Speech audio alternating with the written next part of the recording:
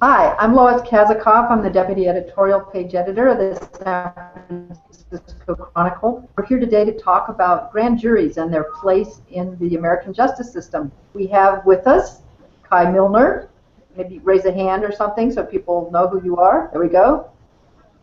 Judge Lodoris Cordell. Assistant District Attorney for Alameda County, Teresa Drenick. Spence Whitney, an editorial writer, and editorial page editor John Diaz, who will moderate this discussion, and I'm turning it over to him. Well, thank you very much, Lois, and welcome to all the viewers to the video chat with our editorial board and two distinguished guests. We have Judge Lodoris Cordell, as Lois mentioned, a retired judge from Santa Clara County, as well as Teresa Drenick, who is an Alameda County Assistant District Attorney. As many of you know, the deaths of Michael Brown and Eric Garner at the hands of police officers and the fact that neither case resulted in a criminal prosecution has created a lot of attention on the grand jury system. Not only in those cases, but also more generally. And let me start with you, Judge Cordell. You've spoken out quite eloquently and forcefully that grand juries ought to be abolished, including in our Sunday Insight section last Sunday. What is the case, Judge, for getting rid of the grand jury system? Well, thank you for inviting me to participate. My point in saying that grand juries should be abolished, and by that I mean criminal grand juries as opposed to civil grand juries, is because they are undemocratic, they are antiquated, they are no longer accomplishing the purpose for which they were created, and also because the fact that they utilize secrecy is something that's absolutely not appropriate in our legal system. And finally, I believe that grand juries are being used for political cover by prosecutors who don't want to make the tough call, especially when it concerns police officers, either officer-involved shootings or excessive force. So those are some of the reasons why I believe it's time to get rid of criminal grand juries entirely. Judge, I've certainly, even before these two particular cases, I've heard criticisms of grand juries and the whole process because of its secrecy, because it's dominated by prosecutors. But the curious thing is that most of the time I hear complaints, it's not because a charge did not result, but because it's a feeling that the deck is stacked against the defendant in a grand jury process. So in that sense, these cases are really anomalies of what's wrong with grand juries, are they not? I think they are not an anomaly. First of all, grand juries are very rarely convened. If you look in California, I remember I was on the bench almost 20 years. I could count on one hand the number of times that the district attorney convened criminal grand juries. So, no, I don't think that that's a fair assessment. I think that what's more accurate is that whatever goes on in that room, and most of us will never ever know, it's done, it follows the agenda that's set up by the prosecutor, who has absolute control over everything that happens in that room. Isn't there a bit of a check and balance, though, Judge, that if an indictment does result, you're still going to have a trial with all the constitutional safeguards for the defendant and certainly the transparency that you talked about?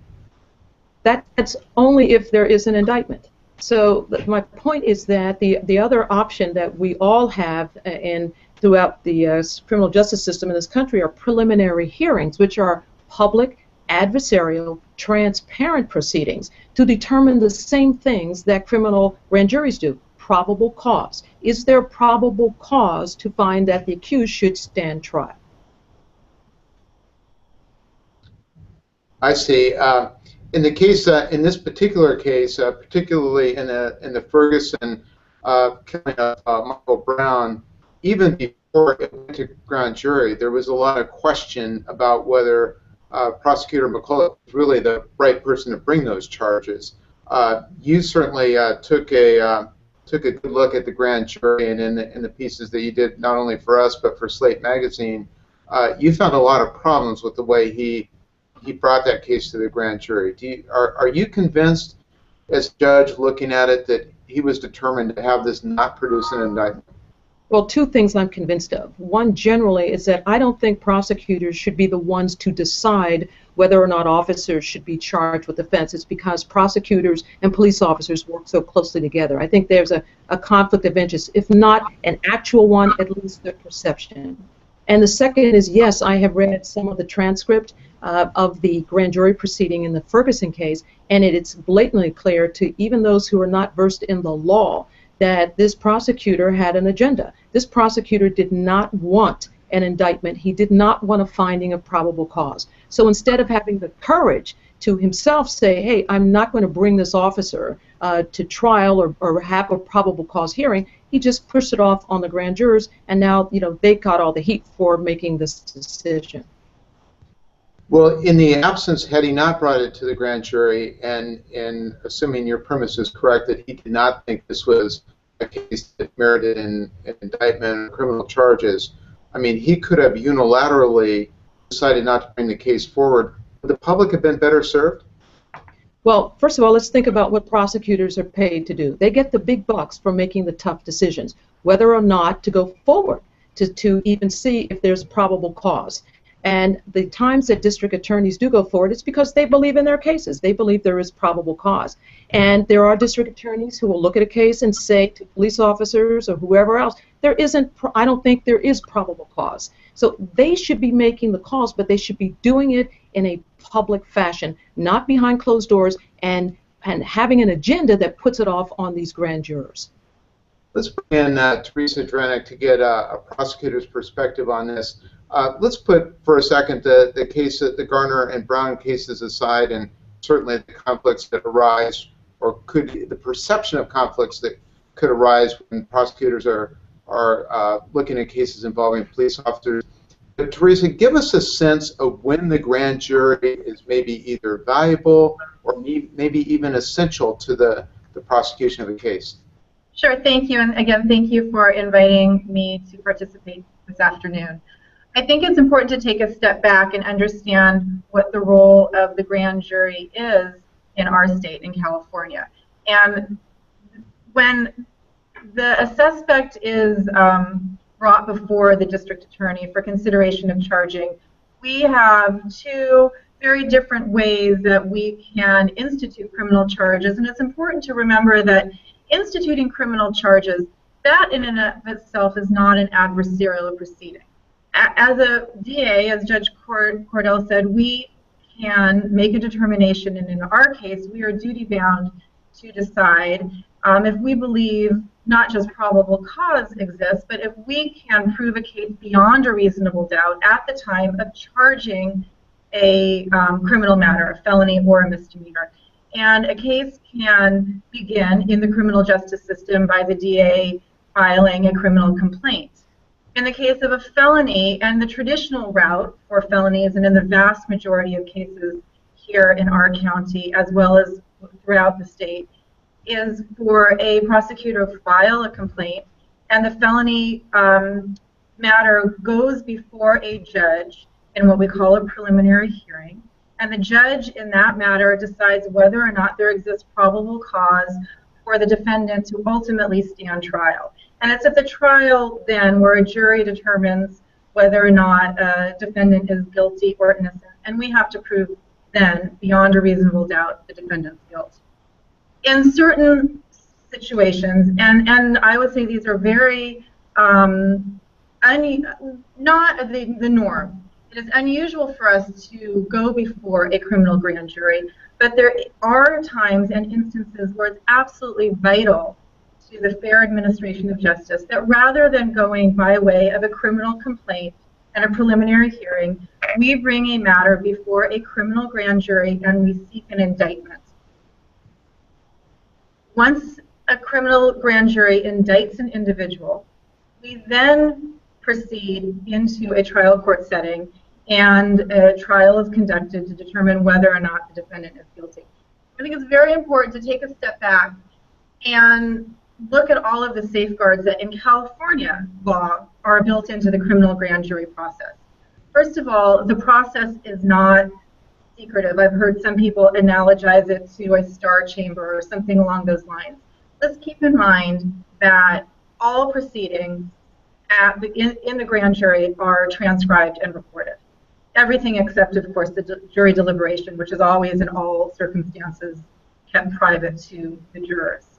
That transcript then is always made available after an indictment is issued to the defense, to the defendant, and also in our state it is made available along with the evidence to the public and to the press for review. I think that's very important to keep in mind. There are other very stringent safeguards in place that ensure that the process is fair to the accused. There are rules of evidence, and those rules of evidence are very strong and stringent in front of the criminal grand jury. The DA, as we, the prosecutors, are duty-bound to adhere to those rules of evidence. We have to put on, in front of a grand jury, all exonerating evidence in addition to the evidence that we believe proves the defendant's guilt. We also have to comply with every rule that governs any other court proceeding. And if we fail to do that, the matter goes up upon appeal, and that does happen, and I know of many instances around the state where that has happened, and those cases can be overturned and will be overturned if we do not do what we are held and bound to do as prosecutors. So it's really important to keep in mind that there are very, very stringent safeguards in place. If I can interrupt for just a moment, I'd like to go back to Judge Cordell on that point, because one of the points, Judge Cordell, you made in your opinion piece for Insight last week is that the rules of evidence are not the same before a grand jury as they are before a court, and that's one of your main criticisms, is it not? Well, let's go back a minute. I still haven't heard from the district attorney as to why these cases should go to grand juries in the first place. That's number one. Second, the only person in that room, even if there are some guides about what the prosecutor is to do, there's no one there. There's nobody making objections. There's no one to see that what goes on then at that time is being followed. The rules are being followed. So what I'm saying is this. I still haven't heard any justification, even if there are some rules of evidence in California for grand juries, why we need to go this route, to go the secrecy route, to find probable cause when we have public hearings, adversarial, where there is transparency, and believe me, when you have transparency, you have trust in the system. I still haven't heard why we even should go that route in the first place. Teresa Trenek, let's give you a chance to address that. I suspect you probably have some examples. I do have examples. Thank you for that. And I wanted to, before I went into those examples, I thought it was important to give some background that I think that I've just explained. There are very specific times where we believe that it is vitally important to go by way of the grand jury. And the first example I'd like to bring up is the cases of very violent, oftentimes gang-involved felonies. As we know, as we're seeing both in the streets of San Francisco and the streets here in Alameda County and Oakland and Hayward, all too often young people are being gunned down in very violent gang-related episodes. Sometimes the targets are those who were murdered. Other times we're seeing people, children, babies being caught in the crossfire and killed. It is our duty to protect the community and to prosecute these cases and to bring justice to the victims and keep our community safe. What we know is that there are times where eyewitnesses, victims who have survived the shooting, and others need to come in to testify, but they are intimidated, they are threatened, and sometimes to the point where they are unable or unwilling to come into a courthouse and take part in the process. And we need those witnesses to be safe, to be secure, and to feel that there is an environment in which they can testify free from intimidation, free from threat, and free from eventual harm. And in those cases, oftentimes these are murder cases or cases involving conspiracy to commit murder. That is an example of a time where we will bring a case before the grand jury in order to protect those witnesses. I could just interrupt. here and give Judge Cordell a chance to respond, and then I'm going to let my other colleagues jump in with some questions and observations. I guess I just have a comment and a question. Number one is that if there is an indictment under the circumstances you've just described regarding a gang prosecution, and there is an indictment, the case goes to trial, and if it goes to trial, those witnesses testify, and they're going to testify in open court. They're not, the objective is not really accomplished. Secondly, half the states in this country don't have grand juries. Are we saying that those states don't have any gang prosecutions at all? Of course they do. And they don't have to utilize grand juries. So I just don't believe that those are legitimate reasons for saying California should continue and have a criminal grand jury. My colleagues, Spencer, Lois, Kai, please jump in with questions or observations that you have. I have a question. I was wondering, you spoke about the need for criminal grand juries in terms of these gang prosecutions. What's the proportion that we're discussing here? I mean, sort of the cases that we've been talking about have all been officer-involved shootings. How many grand juries are taking place for cases like that, and how many for these other specific cases that you're talking about? I'm not sure if that question is intended, because I'm not able to hear her very well. So I'm assuming maybe the question is going to the district attorney. Yes, I can answer just for Alameda County. I can't speak as to statistics for counties outside of ours or outside, of course, the state of California. We in Alameda County have not brought an officer-involved shooting case before the grand jury. We, as I said, use the grand jury very sparingly, but we do use it in instances where we believe that witnesses are being threatened, will be threatened. In some cases, are actually threatened from within the courtroom during the course of a preliminary hearing from people sitting at the back of the court. And I don't have the specific statistics of how many cases are gang cases, but I can tell you that we do use it in those instances.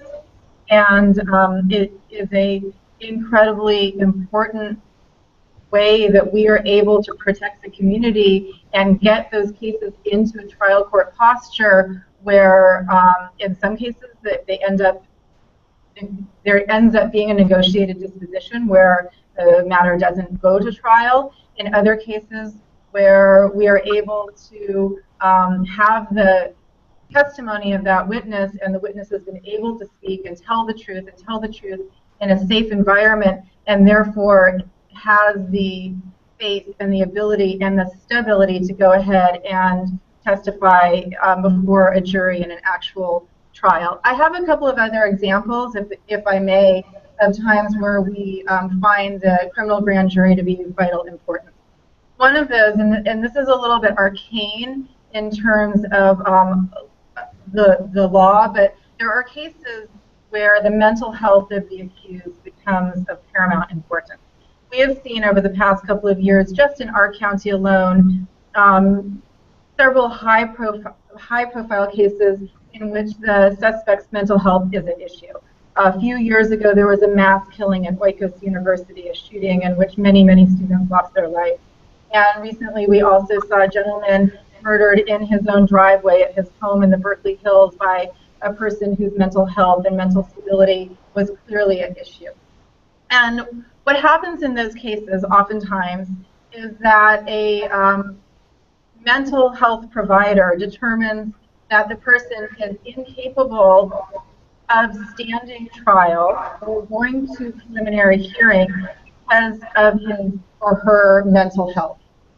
In that case, they are housed in a secure facility with the goal that the staff and the psychiatric staff will be able to work with them and restore them to competence so that we can go forward in a traditional courtroom and have a preliminary hearing and ultimately a trial.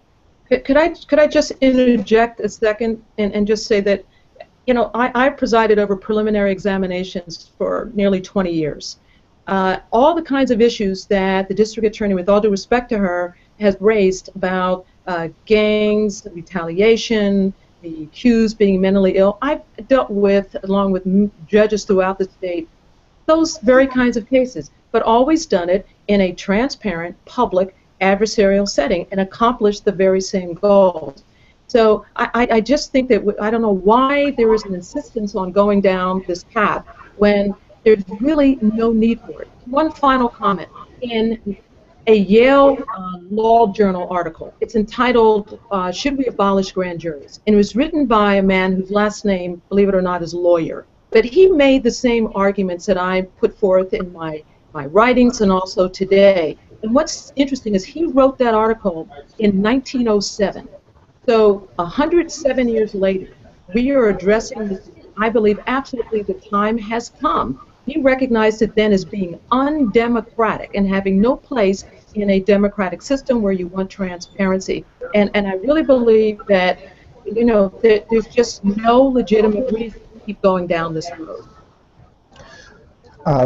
If I may, one of the questions that I had that just, I think many other Americans had too, is especially when it comes to officer-related shootings, why isn't there possibly, if you're not going to use grand juries, why do you use the same prosecutor or someone who may, have a, special relationship already with law enforcement when it's, when he gets to these situations?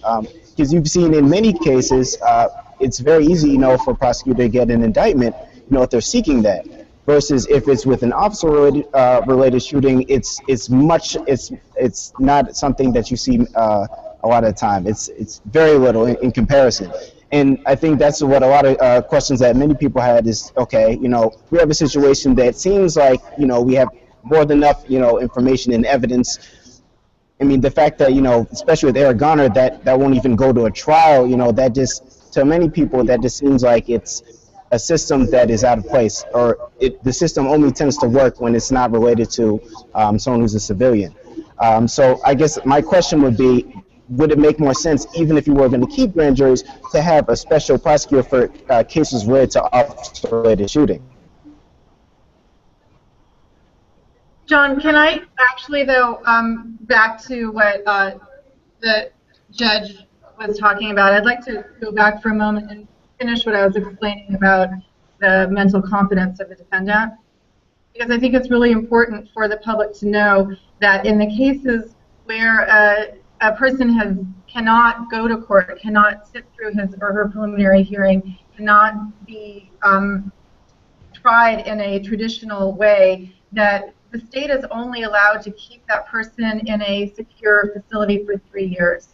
And if they're not restored to competence after those 3 years, they have to be let go. The DA can seek, in order to keep them in a secure facility, a conservatorship. The catch-22, though, is that we cannot seek that conservatorship unless there has been a probable cause determination that the person has in fact committed the crime. So the only way that we can seek the conservatorship, protect the public, protect that person's ability for psychiatric treatment, is to go by way of the grand jury. We do not have any choice in the current state of the law in California but to go by way of grand jury and seek an indictment. It is literally the only way that we have to proceed. And I think it's really important that that be understood and discussed. Let me ask Judge Cordell, in the sense of, I was talking to a prosecutor, not Teresa, but another Bay Area prosecutor about this issue this week, and what the prosecutor told me is that one of the values of the grand jury, when you have a case, not just with gangs, but a lot of times with official corruption, you're going after a high level of elected official, that people just will not talk. And so basically, you have no case unless you get people to talk. Grand jury allows the prosecutor to get those witnesses under oath and find out what's going on. Is the absent the grand jury, could there be an avenue that those kinds of investigations can proceed? Yes, I'm having a little bit of trouble hearing your full question, but from what I gleaned, yes, that is another vital vital use of the grand jury.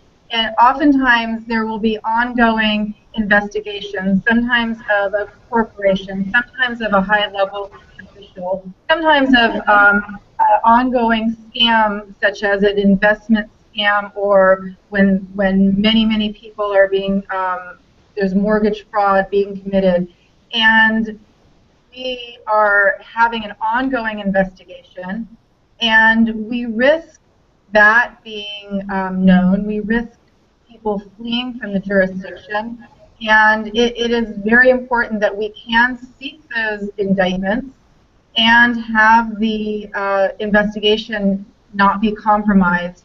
It is used in those situations as well, and there are times where a person will refuse to speak to investigators, and we may bring them before the grand jury using a subpoena, and then they do have to speak. And also, I don't know that the presiding judge of every single county does have the overlay of authority over the grand jury. And so if there is a person that comes before the grand jury that seeks not to testify, if there are irregularities in the proceedings, if there is a legal question that comes up, it is the role and duty of the presiding judge of every county to then come listen to the dispute or listen to the question and issue a ruling. And then ultimately keep in mind that everything that happens in that grand jury room is recorded, and that recording, that transcript is always made available. It is never kept a secret. Can I just jump in and get a point of clarification here? So if the person asserts their Fifth Amendment right to not self-incriminate, they don't have to say anything to the police or to other investigators, but under a grand jury, they don't have that right? How does that work? So we're talking about witnesses now who we're seeking to get information or testimony from. Correct. And yes, they can assert their Fifth Amendment privilege in front of the grand jury. Ultimately, then, the presiding judge will make the determination. It's our duty then to bring in the judge and ask for that determination in ruling. Go ahead, Jeff. I'm just saying, just from everything I've heard, just to wrap up very quickly, I haven't heard any justification for continuing with these secret proceedings. That everything that has been raised by the district attorney that can be addressed in an alternative forums and in alternative fashions. It's quite clear this country, people who care about the criminal justice system, don't want secret proceedings anymore. And given the handful of times they're used, I really think there's just no justification for spending our resources in these kinds of proceedings. Okay, well, very good. I'm getting a signal from our coordinator who we should be representing. I have one more question.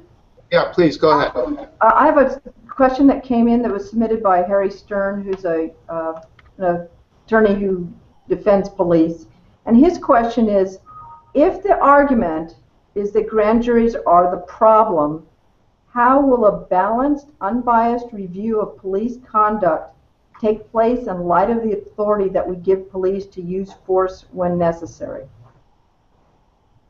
Well, two things. This addresses defense's issue about having someone at arm's length making a decision about whether or not police officers should be charged. And I'm in that camp. I believe the relationship between police and prosecutors is too close for even the appearance of objectivity. I just think that it actually needs to be separated out.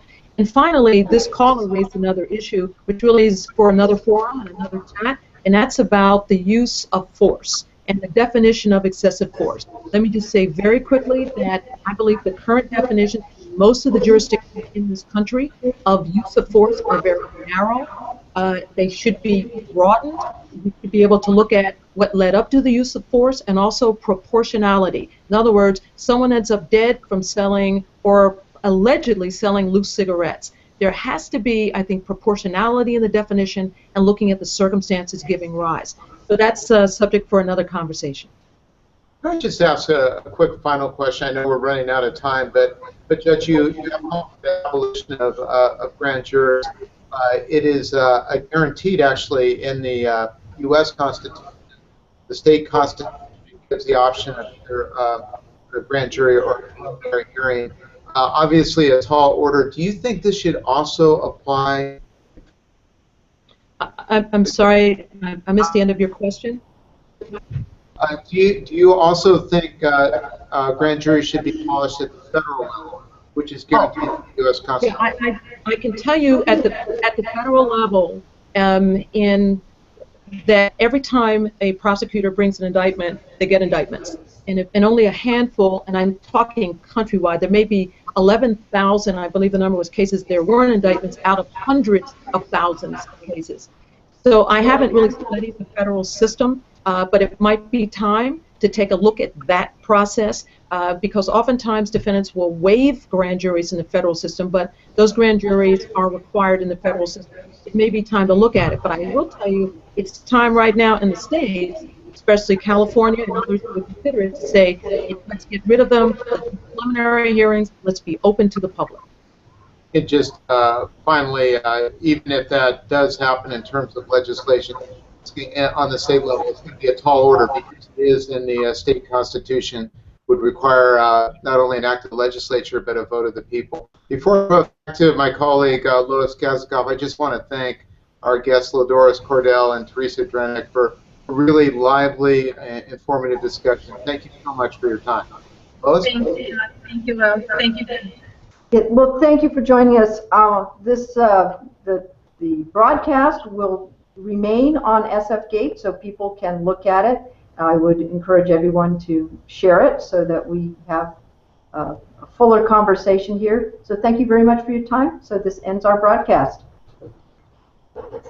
Thank you all.